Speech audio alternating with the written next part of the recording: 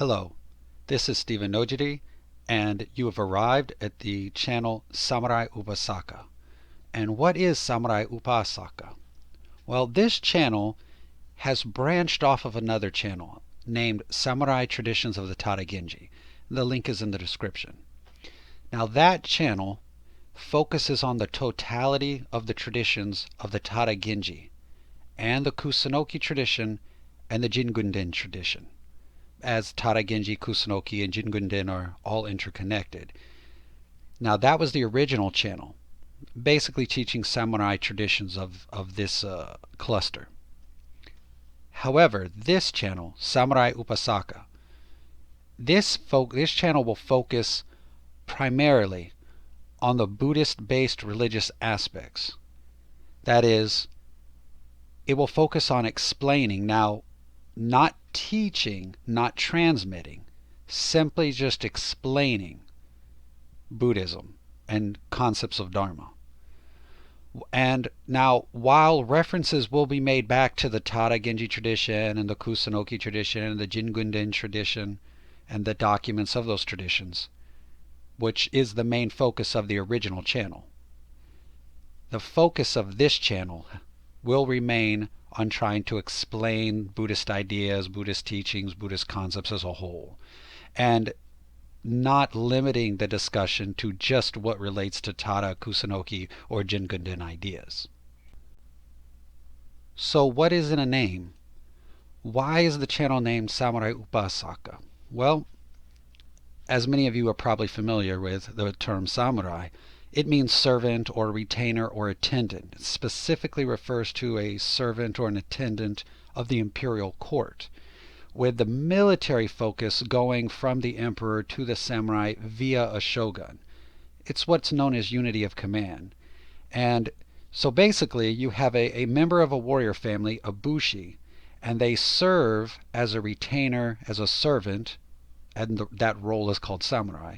And they, as that servant of the imperial court, through duties that would be administered to them through the imperial court, specifically through the route of the shogun.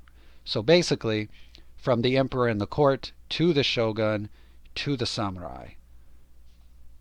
Now, so we all pretty much understand that. But the term Upasaka, now that is a specifically Buddhist term. And the term Upasaka means servant, retainer, an attendant of the Buddhist Sangha, of the Buddhist community. It is a non-celibate, vow-holding, serious Buddhist practitioner. Like I said, they hold the vows, they are a serious practitioner, they can conduct rituals, they can conduct puja. Puja means rituals.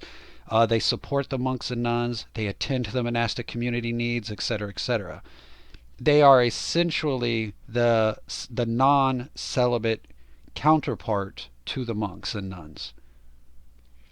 And they're oftentimes historically known as the white-robed Sangha, or the white-robed community, because they can wear robes too, and the robes are traditionally white. Now, what's interesting is Upasaka predates the samurai, and there is a possibility that it may be a conceptual origin of the concept of samurai might come from the concept of Upasaka. It's only a theory and it may not be true, but it's a possibility. And the samurai is the focus of the other channel. So this channel focusing on Buddhism, we're going to dive a little bit deeper into the definition of Upasaka. And the Upasaka, as I've said, is a non-celibate, very serious practitioner of Buddhism who holds the Pratimoksha vows, or in this case known as the Upasaka vows. So it is from the Pratimoksha, which is Vinaya, which is the section of Buddhism that deals with rules and behavior and morality. So they hold the 5 vows, known as the 5 Pratimoksha vows or the 5 Upasaka vows. Now they can hold other vows as well, but they must hold all 5 of these vows to be Upasaka. And that is not to kill, not to steal, not to lie, not to commit sexual misconduct, and no intoxication. Now, the actual vows, when you receive these vows, there's a formal ceremony and there's a lot more instruction on the vows. For example, there's the breaking the vow completely, which is known as parajika, which is also known as defeat. And if you break the vow completely, you can't retake it. It's gone. You've lost it for the rest of your life. So that's breakage or defeat. Then there's damaging your vows, and you can damage vows to certain levels, but they don't break. So there's an entire training and teaching about what breaks a vow completely, what defeats it, and then what damages it. So we'll just go through here briefly. The not to kill specifically is defeated by the intentional murder of human beings. Not to steal, the defeat is stealing something of a certain amount or certain significance in which society agrees that you are a thief or a robber. This one's a little complicated to explain in a brief period of time, so we'll just kind of leave it at that and move on. Not to lie. This is actually specifically defeated by lying about one's spiritual accomplishment. So basically pretending to be more spiritually awakened than you are, lying about your spiritual accomplishment is what defeats that vow. Not to commit sexual misconduct. This one can be a little bit more complicated too, but to cut straight to the chase, what defeats it is if you have sex with someone who is off limits to you.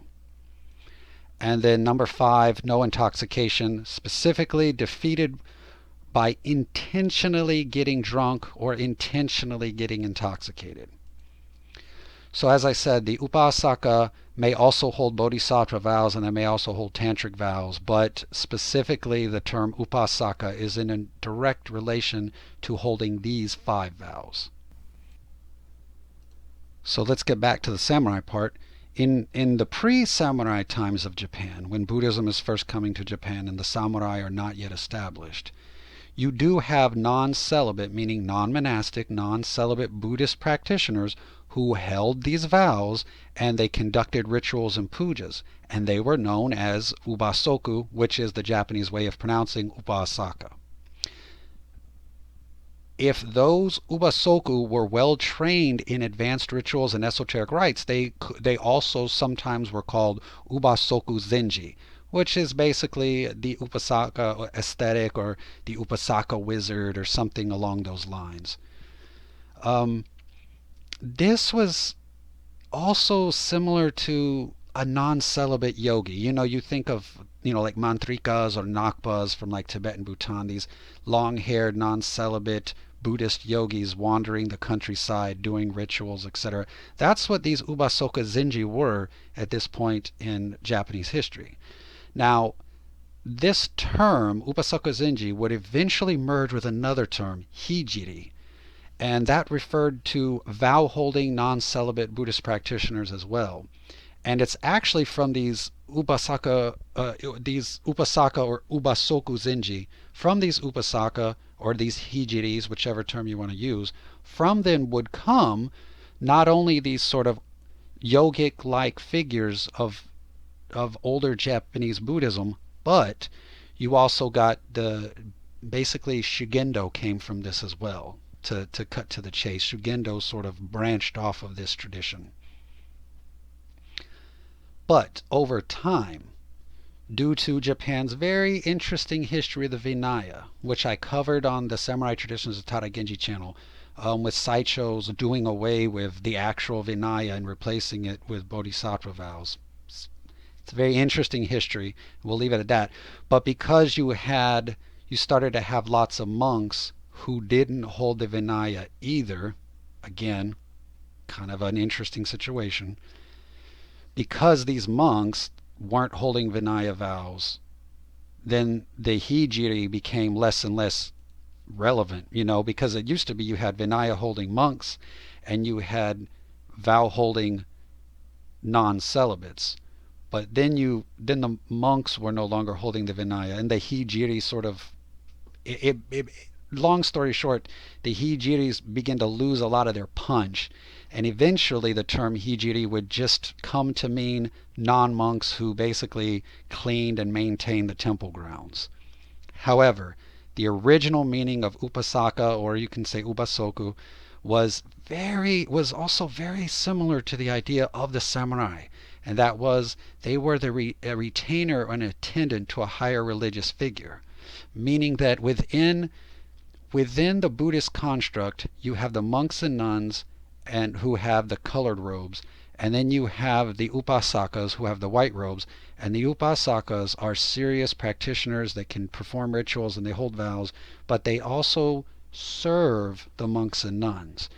And so the idea of the samurai being this well-trained, well-qualified, with social standing person who then served the religious institution that is the imperial court. So there's a very similar situation. So now let's take a moment to just discuss the fact that the Buddhism of Japan comes from what is basically the Chinese line of Buddhism. And that is a wave of Buddhism that entered China and developed in China while Buddhism was still developing in India. Now, this is important to understand. While Buddhism is the same, and the Buddhism of China and India is fundamentally the same, and the developments that took place in India and took place in China were shared between the two regions. So Chinese practitioners and Indian practitioners were going back and forth.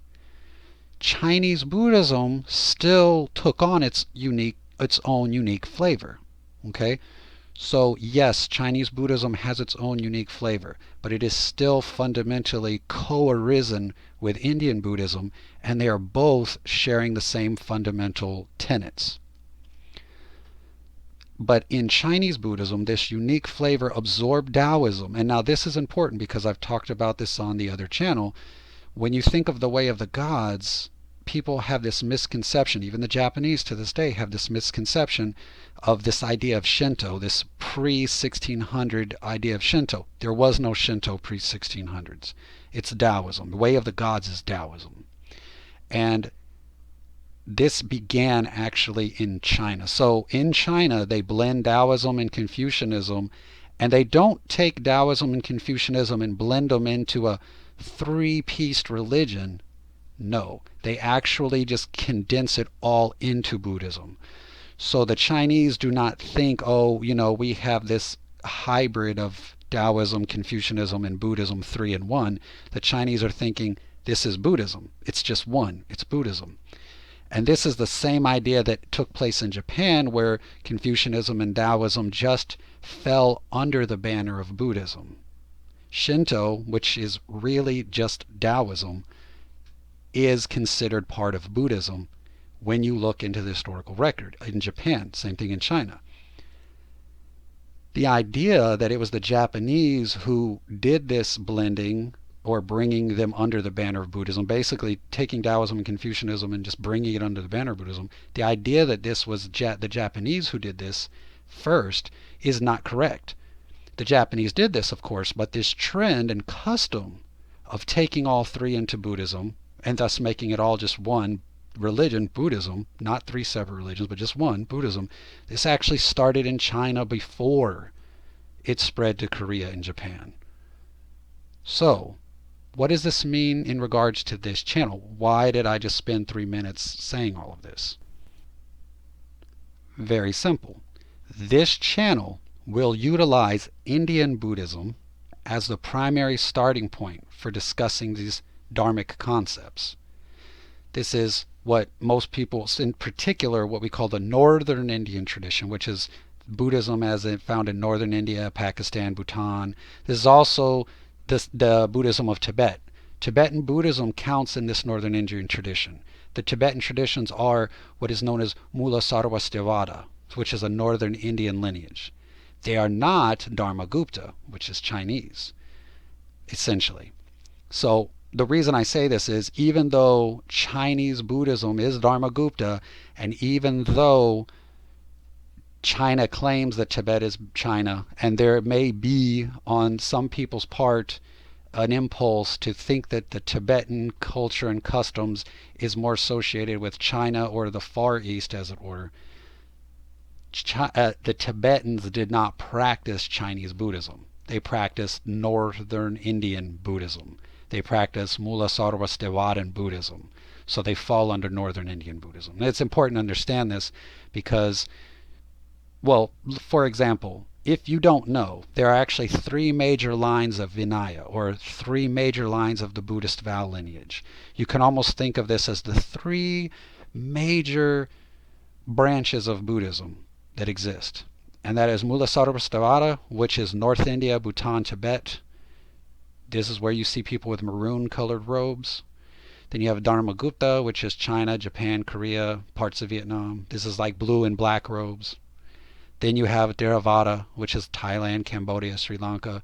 You have those yellow and orange robes. These are like the three major branches of Buddhism.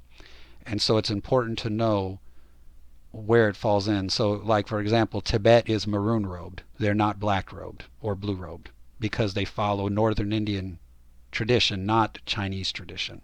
So, and this makes a difference. Fundamentally, it's all Buddhism. Fundamentally, the teaching is the same. But when you get into the lineages or the sort of histories of particular master student, or different documents that are written, etc., the flavor can change significantly. Again, fundamentally, the teachings are the same, but the expression can be significantly different based on when and where, or which lineage or which tradition is being followed. Okay, so because this channel will use the Mula Sarvastivada as the foundation for all of the talks and explanations, this is why using the name Upasaka.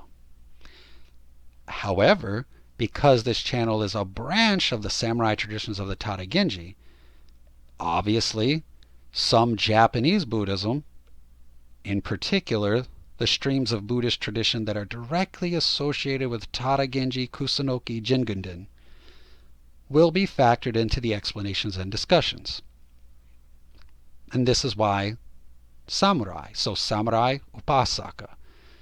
Samurai reflecting the Tada Genji, Kusunoki, Jingunden aspect, and then Upasaka reflecting the Buddhist aspect, particularly Mulasarvasdevadan based, or the Northern Indian based, as the fundamental starting point.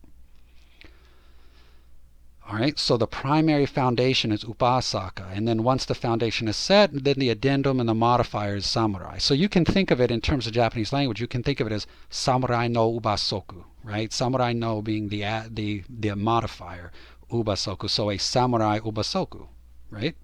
Does that make sense? We start with Indian Buddhism, and then as we work deeper into the concepts and tie it back to Tada Genji or Kusunoki, then we bring in Japanese Buddhism as the Japanese Buddhism applies. Does that make sense? Now, of course, I know that some might protest and say, but Japanese Buddhism is different from Indian Buddhism. And this is very true on the surface. However, underneath that exterior form, the surface, the Dharma is the same. If the Dharma of Japanese Buddhism was fundamentally different than Buddhism itself, then Japanese Buddhism would not be Buddhism, would it? Right? Think about that just for a second. If Japanese Buddhism was fundamentally different, then it wouldn't be Buddhism. But it is not fundamentally different. So therefore, we can start with Mulasarvasdevadan and then work our way conceptually into Japanese Buddhism. We absolutely can do that. Also, as I mentioned earlier, it's not like Japanese Buddhism isn't rooted in Chinese Buddhism. It absolutely is. Japanese Buddhism comes from Chinese Buddhism. And we know that Chinese Buddhism and Indian Buddhism shared their developments. People went back and forth between the regions. The development of Chinese Buddhism and Indian Buddhism is interconnected. And as such, there's no such thing as, quote unquote, a type of Buddhism that grew independent of Indian Buddhism. That just didn't happen. Further proving that point, even in the samurai texts themselves, such as the Jino Shotoki, we find discussions about India and Indian Buddhist thought in the samurai manuals. Also, historically speaking, we know for a fact that multiple waves of knowledge came to Japan. It's not like one wave of knowledge came to Japan and that was it. We had multiple currents of Confucianism enter the country and currents of Buddhism entering the country. So from when Buddhism began coming to the country and Confucianism began coming to the country, waves came to the country, sort of refreshing the discussion as these waves came. And then lastly, to sort of quiet that protest, we can refer to the samurai manuals themselves. Particularly, we can refer to the Tada Genji manuals, to the Kusunoki manuals, to the Jingunden manuals, and they specifically mention, for example, sometimes they specifically quote an Indian sutra or a particular historical figure. And because of that, we can see exactly where the influences are coming from. It's not an idea or a theory.